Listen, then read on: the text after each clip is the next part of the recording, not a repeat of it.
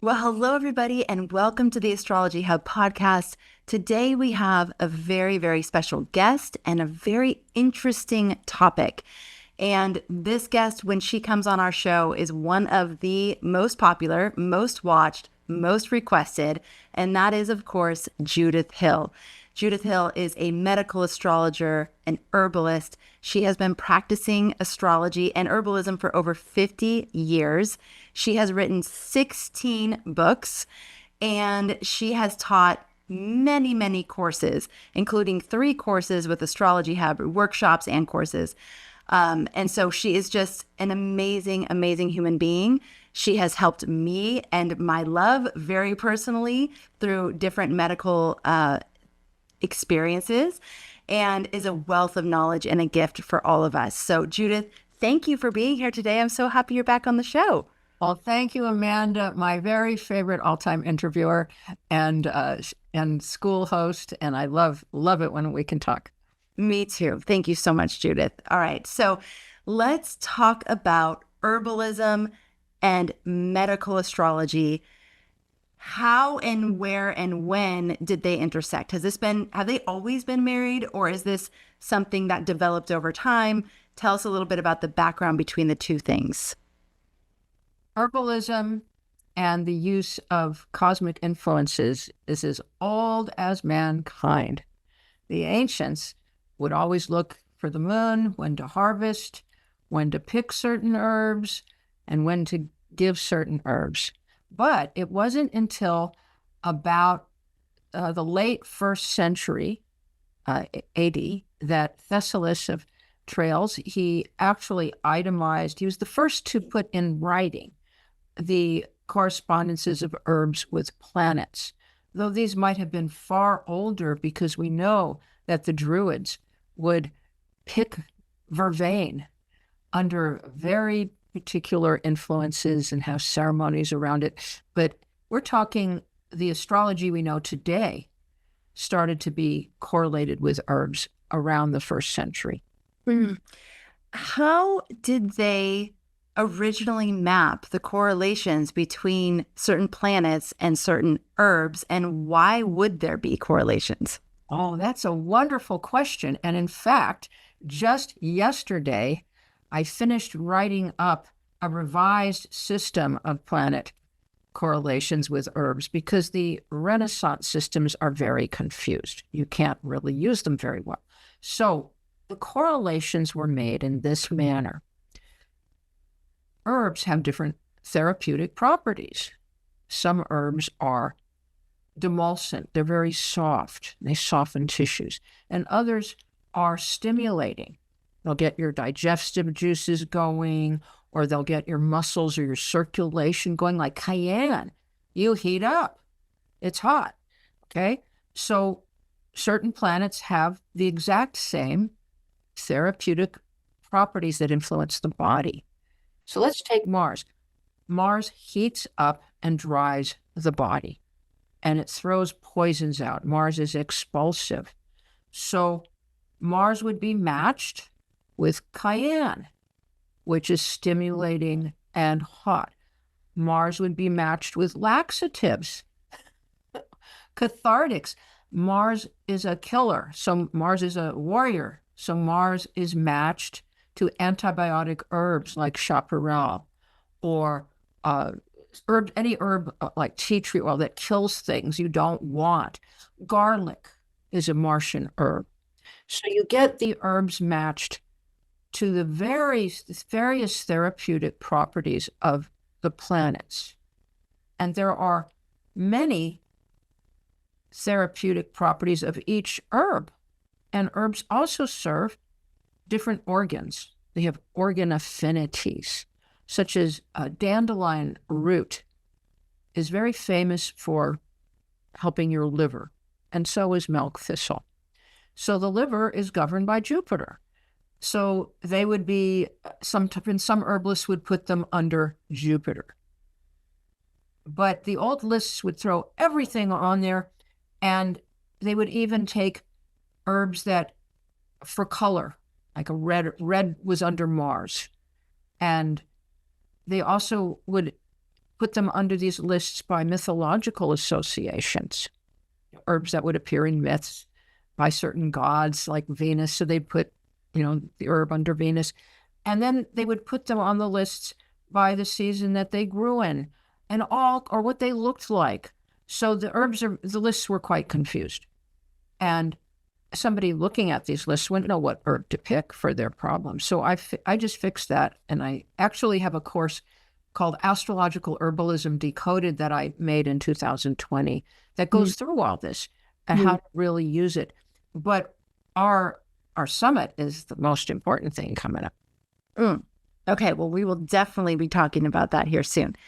Judith, what do you say to people who hear something like that and think it sounds superstitious or less scientific than like the pharmaceutical approach or the medical approach?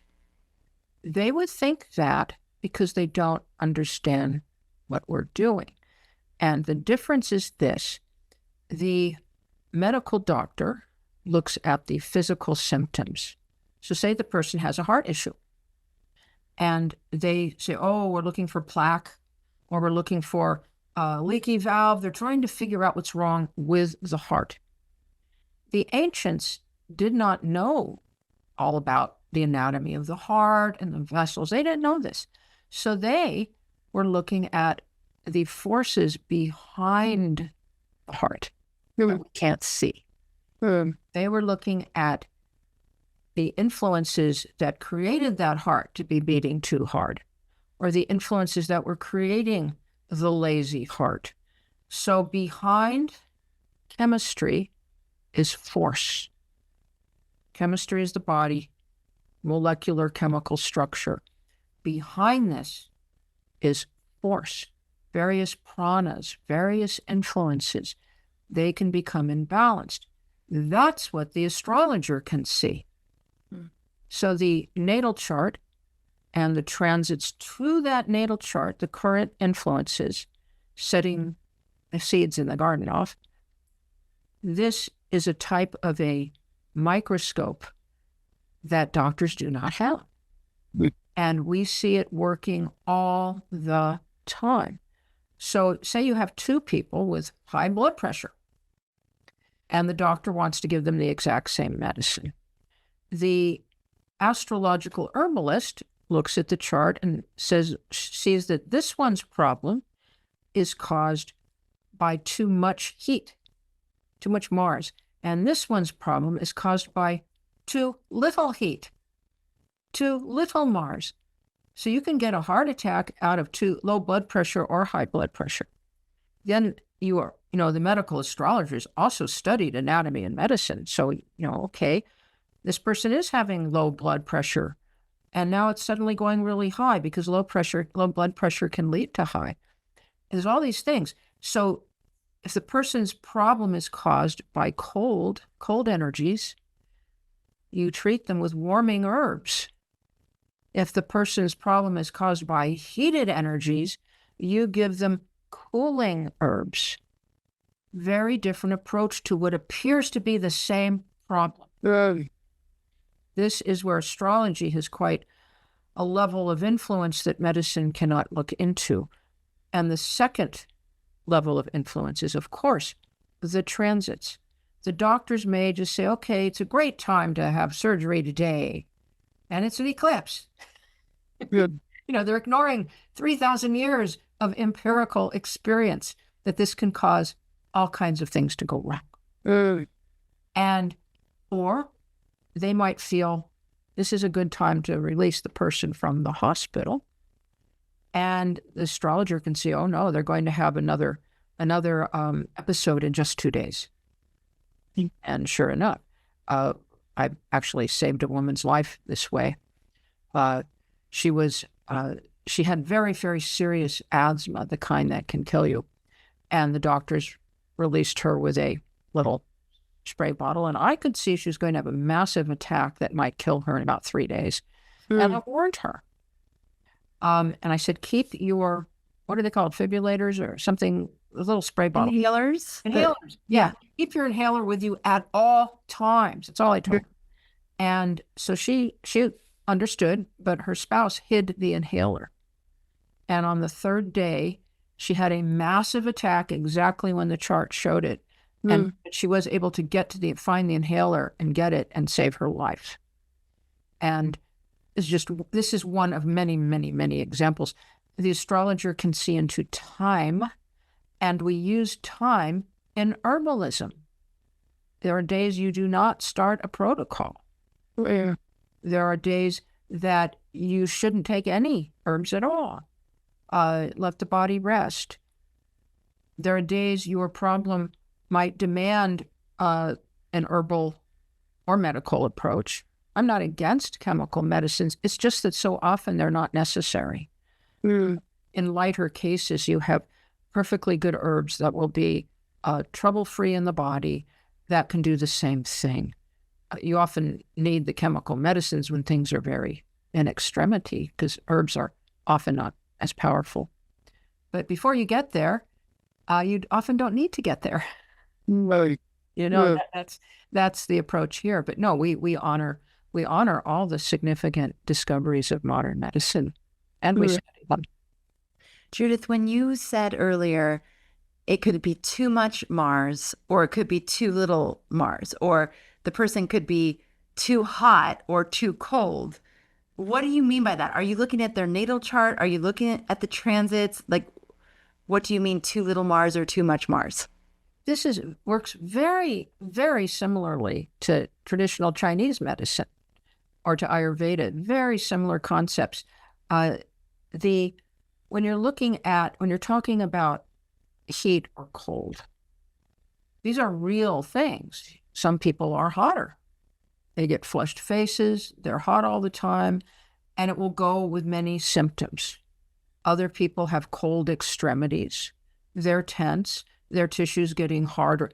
And you can get people who are very dry, and people who collect water are very moist. And then there's two others. There's, which I learned from Matthew Wood, there's tense and there's relaxed.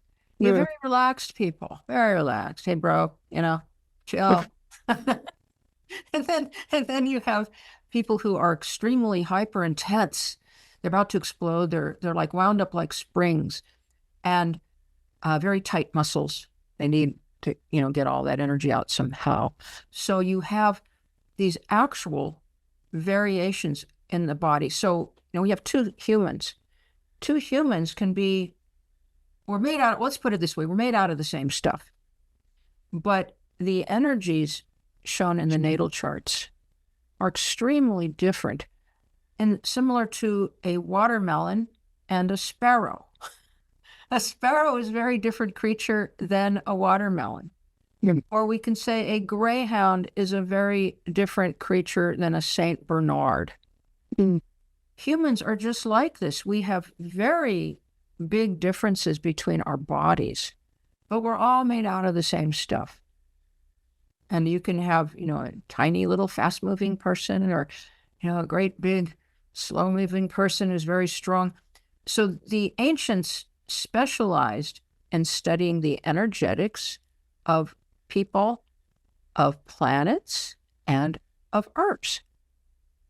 And their medicine was based on this. And it was the Western system of medicine until about 1666. Dragged on till 1700. Hey there, I hope you're loving this episode. Now, I know the natural question is, does Judith do readings? And she no longer does because she's focused on her teaching. But there is an astrologer, a medical astrologer named Cameron Allen, who is amazing. He has studied with Judith and many other practitioners. And he is actually offering an incredible 4-week program with a very special offer to the Astrology Hub community. So I wanted to make sure that you knew about this. It's called the Astrological Wellness Program, and it's a 4-week individualized journey designed to help you understand what wellness looks like, especially for you. Cameron blends astrology, herbalism, and somatic wisdom to create a plan that's truly unique to your body, your rhythm, and your chart.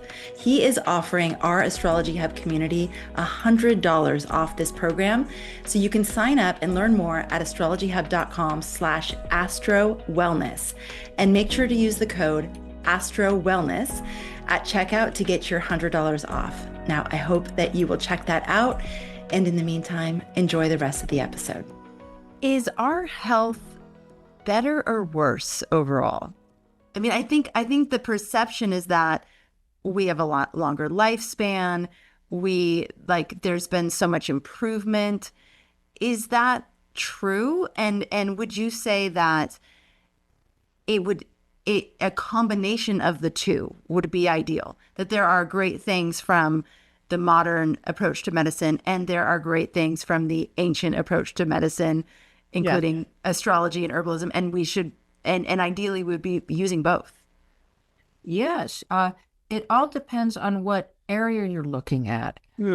If you look, there are some regions in the Balkans, example, or parts of Japan where people have had very healthy air and healthy diets, and their cultures are arranged such that they regularly live till 100 years old. Sometimes in the Balkans, 120, and still riding their horses. But if you look at England, the cities like London, where the average lifespan in Shakespeare's England was 21 years old for men and 30 for women, the diets were horrible. They were always constipated in the cities. They had very poor sanitation. They were always getting plagues and tuberculosis.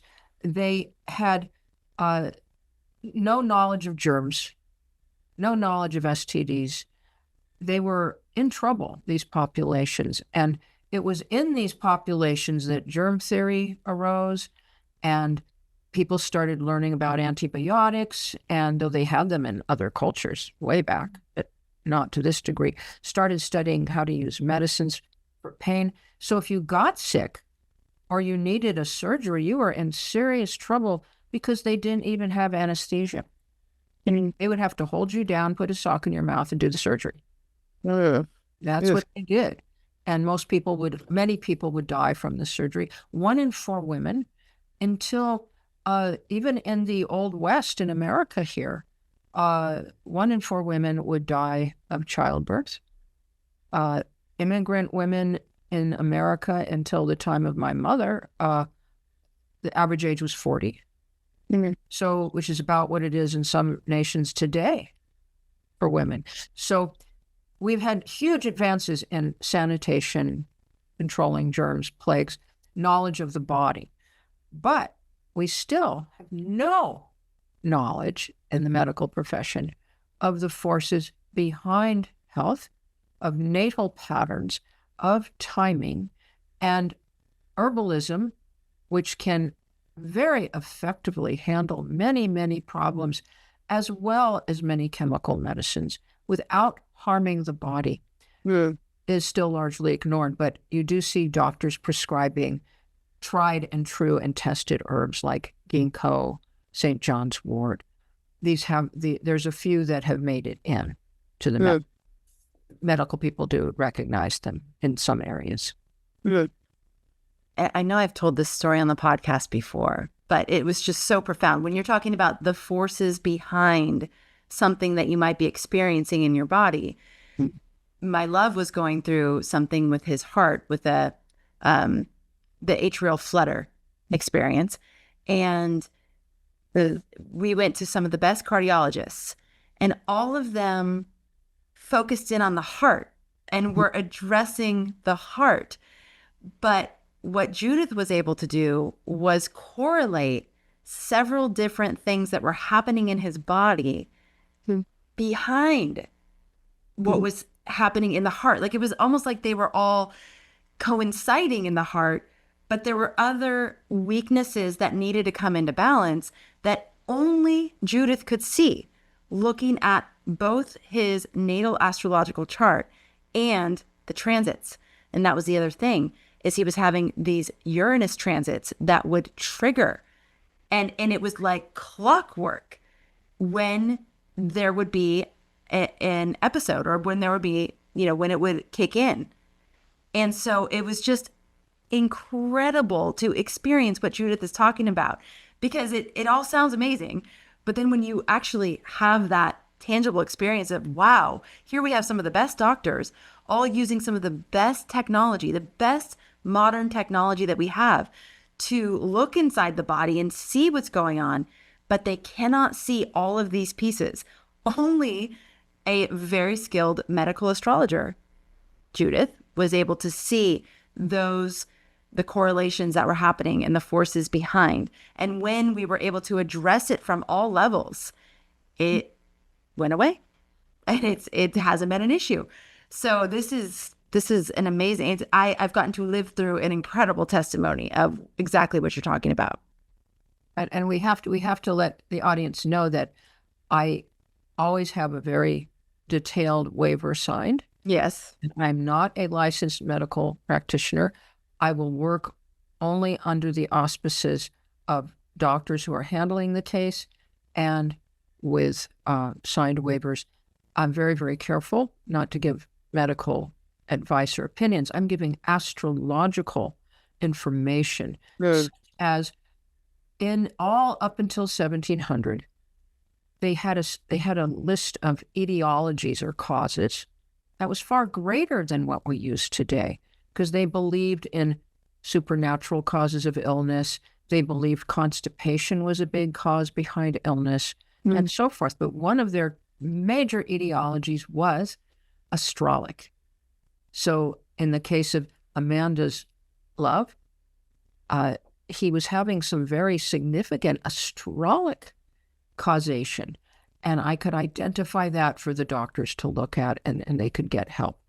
And so, and also, I'm working full time with my school right now, so please, yes, see a lot of requests. I know. I always hesitate to tell that story, because I know it's like, okay, that everybody's going to want a reading with Judith. But the good thing is that Judith is training very skilled professionals who can do that work, because Judith has dedicated her time entirely now to teaching, which I'm so grateful for, because obviously we need more of this information. We need more people trained and skilled to be able to look at the charts and at least complement what's happening on the medical side of any sort of issue, right? At least give insights into timing, at least give herbal recommendations that can accompany things safely to what you may or may not be doing with your doctor. And so let's talk a little bit about that, Judith, because one opportunity you all will have, if you're interested in this, and if you're interested in studying this and maybe going in this, pursuing this kind of a path, is I know that you're having a summit here soon, the Herbalism and Astrology Summit. And you're going to be hosting some of the best professionals in the field. So tell us a little bit about the summit and who it's great for, and the different kinds of topics that will be covered. Yes, it's the Herbalism and Medical Astrology Summit on November 9th and 10th. You can reach it on the link on the screen or in the description. And this is a summit that I've actually had going for many, many years. I used to call it the Renaissance Medicine Conference. It was a boots on ground conference, but now it's a Zoom conference, and it's being co-produced with my school's wonderful director, Melissa Beam. And we have this year 8 of the world's best herbalists who also speak on cosmic and astrological inclusion. So every single talk will be on some topic of medical astrology or cosmic celestial influence and herbalism. We have two of the best, one of the best South American herbalists in the world. We'll have one of the best Native American and Mexican herbalists in the world. She's a curandera. We're going to have a man who runs an herbal clinic in England, and he's a practicing medical astrologer. We're going to have the great Sage of Popham, who's an herbalist who also teaches a course in astrological herbalism. Mm. I will talk. I have the Academy for Astrological Medicine, where we also teach a whole program on astrological herbalism. We're going to have, let's see, Zoe Gong, a TCM chef out of China. She may be in Taiwan. I always forget. And she's going to show how the foods will correlate with the seasons or something of that nature. Every talk is fantastic. And I'm probably leaving out a few people. So there's eight people. Oh, Nidhi, we have a woman from India who will be speaking also on the confluence of herbalism and cosmic influences. And I'm going to give a significant talk called Strong Heart, Weak Heart. Whoa. You can look at a chart and see how strong and weak the vital force is, because it resides in the heart. The vital force, and which all of ancient medicine accepts, but our current medical model doesn't seem to know about this. It's the force that vitalizes your whole body. So strong vital force, weak vital force, and its effect on heart issues, and on the different herbal paths that one would take. I'm going to try to keep this talk simple so everybody can understand it. Wow. Can you give us just a little taste? Like, what are some of the astrological influences behind the vital force of the heart? Just like a little taste. Yes. Yes. Some people are born with a very strong vital force, and they can be chiropractors. They have enormous surplus of vital force, or what the great medical astrologer Dr. Davidson said of some Sagittarians: too much life. I love that. Too much life. He said that for Mars and Sagittarius. I just always get a kick out of that because it's so true. Yes. And some people are born with too little vital force, and they're always fatigued or tired or frail. Yeah. And now you're given so much vital force, and you can expend it, or you can cherish it, and you can pull more in, get your tank higher for those weaklings. Yeah.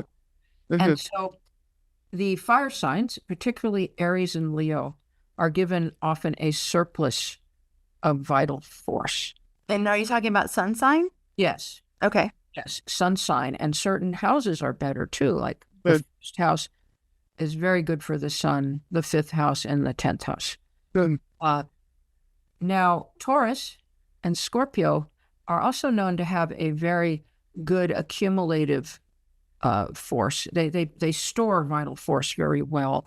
Scorpio, each sign has a different type, but Taurus is the great accumulator, and they will live a very long time if they don't, blow it off. And they usually don't. And they usually are calm and steady people. So, and whereas certain signs are much, much weaker, and the ascendant signs too. And they, like Pisceans and Cancerians, need to be very careful of too much harsh sun, and need to not be aware of not to overdo it, to how to diffuse from the day and bring their vital force back and keep it up. Not let they get drained by other people, especially Pisces is the most diffusive sign, so it's drained. So these are some little tips, but I'm going to be focusing a lot on different heart diseases and how it shows up astrologically. So we're going to have very simple talks and very one or two advanced talks. Adriana Ayales, wonderful, very, very well-known person, runs Anima Mundi Herbals. She will be speaking on how the transit of Saturn in Aries, and I believe Pisces too, can be remediated with herbs. Whoa. What a wonderful talk. Yes. Very relevant coming up for all of us next year. Yes. Right? Yes. We'll have been living through this, and we're going to live through it again because Saturn's coming back to Aries, and it's in Pisces now. So that's a talk to look forward to. She's one of the greatest herbalists in the world, and we're so lucky to have her on our program. I mean, Judith, we're lucky to have all of you, really. I mean, in the fact that you are all so generously and gifted at teaching, because again, this is the kind of knowledge and wisdom that can easily get lost, especially at this period of time. And it just feels so important as if as we enter into a whole new age to find those golden threads that we want to weave through into a new way of being on the planet. And this is one of those. To me, it's like, this is something that we do not want to lose, that there's way too much wisdom here. There's way too much intelligence and too much, and there's the connection with nature itself and our connection, our interconnectivity with both nature here on this earth, but then also the nature of the cosmos itself. Just as we're realizing more and more that we are actually interconnected, that we do not stand separate from these things, it's just natural to understand how to use the wisdom and intelligence of nature to better support our health, to better support our vitality. And if the information's there, why wouldn't we? And especially like you said, these are the things that are much more gentle, and there aren't as many risks and complications that can happen. And I see so many times that it's like the go-to is to the really extreme things, like surgery, for example. I know sometimes we need it, and sometimes maybe we don't.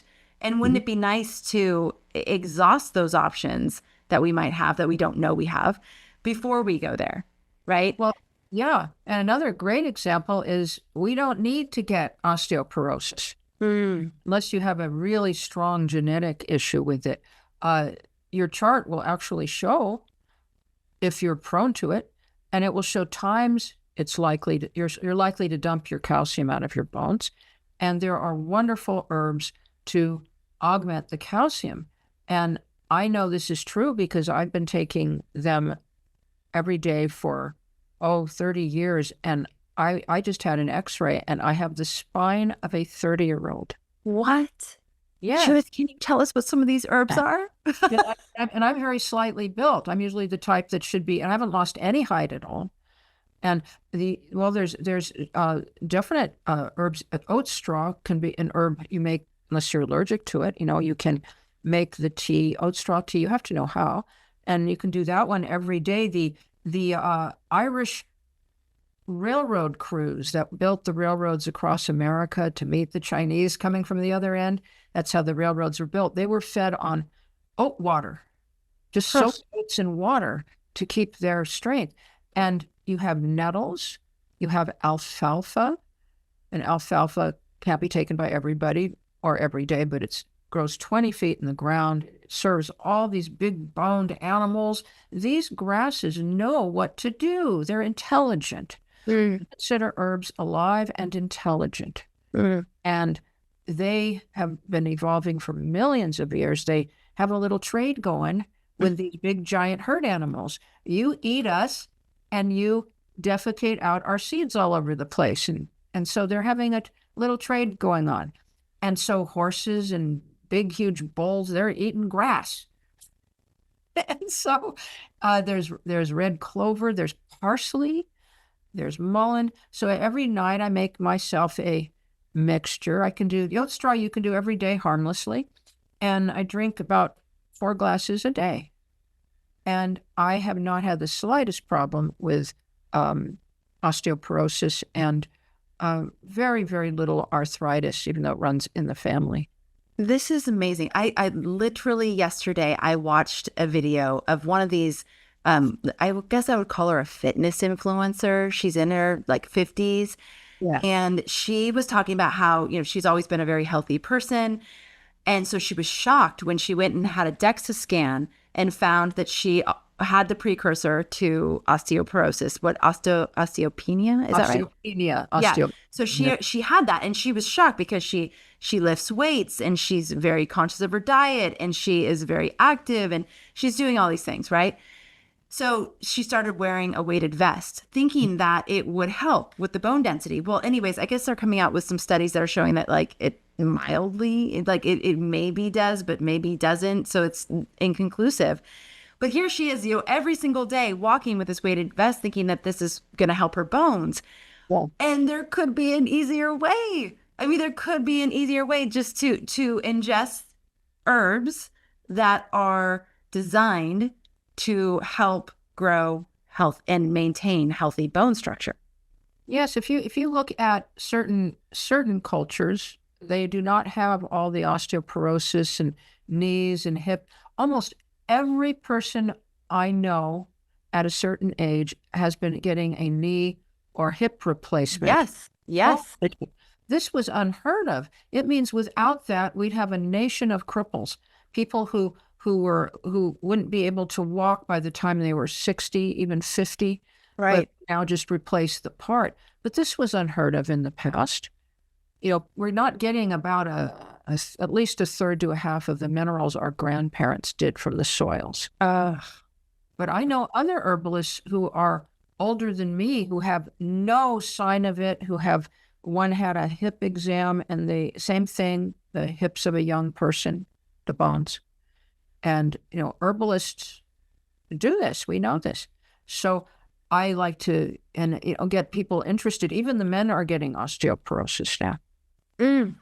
Okay, that alone, I mean, I hope that's going to be covered at the summit on some level. Is someone going to be at least covering that a little bit?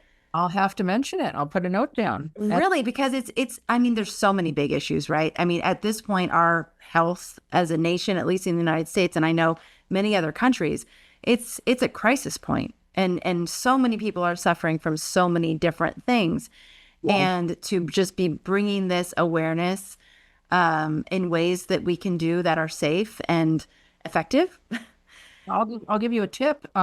If you're born with Saturn conjunct your South Node, or especially if it's in Cancer or Libra, or Aries, or you have the transit South Node crossing over your natal Saturn, this is a potential time of dumping calcium or dentin out of your teeth.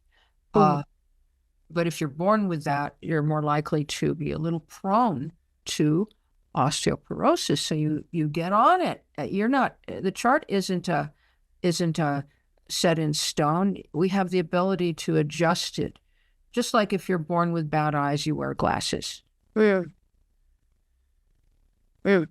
Judith, who is this? Because I can see a lot of people being interested, both in joining you for this summit on November 9th and 10th, maybe looking into your school if they're wanting to go deeper.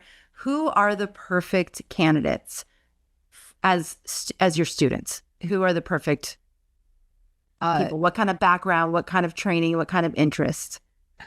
For the study of medical astrology, astrologers who know their way around a chart. You don't have to be advanced because medical astrology is very mechanical.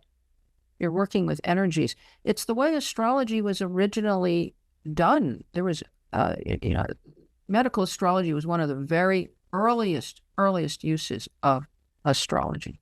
So just a basic knowledge of your chart, your houses, your planets, your signs, and an interest in studying the medical side of it.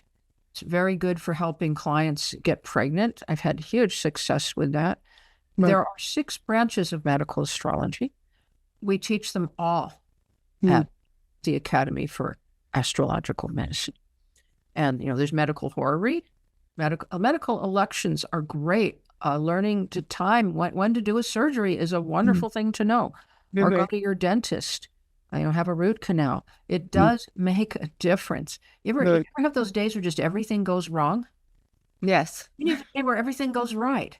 Yes. I used to set surgery dates all the time. I'm too busy now, but I know who does. And just last year I set a surgery date for a woman who had needed a knee transplant. She was very, very obese. And I found a perfect day. It was just great. And that she didn't tell the doctors about this, but they told her that they had never at the knee clinic, this was an all-knee clinic, never had seen somebody heal so quickly and painlessly. I have had an opposite experience where I advised the man setting the surgery for the wife to not use that day at all. It was very, very, very bad day. He did not tell the wife. She was not then influenced psychologically. and they gave her the wrong medicine and she died. Oh, And it was a simple in-office knee surgery. oh no. Now, Ugh. these things happen and you watch them for years, decades, and however it works, we don't know. It doesn't mean it doesn't work, because it does work. And we all experience this. So people who want to learn electional astrology, we've got courses. And of course, we have natal and transit. And there's also medical influences on mental health. We have a wonderful book on this going back to 140 AD by Ptolemy, a wonderful booklet on mental health in his Tetrabiblios. And it was remarkably advanced.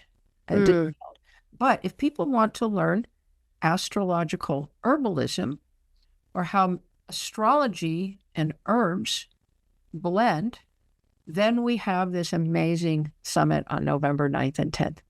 And this is like the third time you've done this summit? How many years have you been doing it online? I put on online, it's the second herbalism and medical astrology summit. Yes. Herbalism and medical astrology summit, it's number 2, but the Renaissance medicine conferences go back to 2013. It's on ground. And they were the same exact thing. And Sage Popham, who will be speaking, has been at every single one because he's so popular. We always have to have him back. Amazing. Okay. Judith, this has been such a pleasure. I hope you all got some golden nuggets from it. And if you do want to check out the summit, we're going to put the link on the screen. We're going to put it in the description. Actually, I think I know a link you can go to. You can go to astrologyhub.com/summit. And let's see. Yeah, that'll direct you to the summit. So astrologyhub.com/summit. They've also invited me to give a bonus talk. So Melissa is going to be interviewing me. We're going to be talking about the impact medical astrology has had on my life personally, which I told you one story, but there's been so many. And we're also going to be talking, you're also going to have an opportunity to get a free chapter from my upcoming book, Life by the Stars, which is also all about the influence of living a life that is considering the cosmic influences on us and what that can actually do for you, how that can benefit your life. So these things are all coming up and you're all invited. Anything else, Judith, you want to share before we close out? Well, I just been so thrilled to be able to share nuggets, because we believe in nuggets and we want to educate.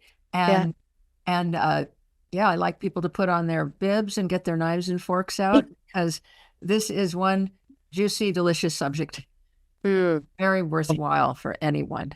It is. And it's just, again, it's very timely. And I'm just so grateful that there are those of you who are teaching and sharing this knowledge, because we need it. My God. So thank you. I mean, even just what you told me about osteoporosis, because I walked away from that video going, oh, shoot, because I got my little weighted vest and I'm walking with my weighted vest thinking I'm helping my bones. And I went, oh, no, that's a bummer. And just knowing that there's some herbal supplements or, herbal things I can do to support is really great to know. Yes, it is true. There's wonderful. There's also a very good book books on herbs for women for osteoporosis by Susun Weed, Susun. She's been around a very long time. Weed, Weed. Okay. Can't remember the name of the book, but that's how I got started. I saw her lecture many years ago, and then I got one of her books and onward. Yes. All this interest and passion that you have followed for so many decades, and now we get to benefit from that. So thank you, Judith. Thank you. Thank you, everybody, for being here. Thank you for tuning in. Thank you for being interested. Thank you for supporting this channel. If you haven't yet subscribed, please take a minute to do that right now. That enables our podcast to get out to a lot more people. So I really appreciate if you just take a moment to hit that subscribe button. And otherwise, we'll look forward to catching up with you on the next episode. Thank you, as always, for making astrology a part of your life. We'll catch you soon. Bye-bye.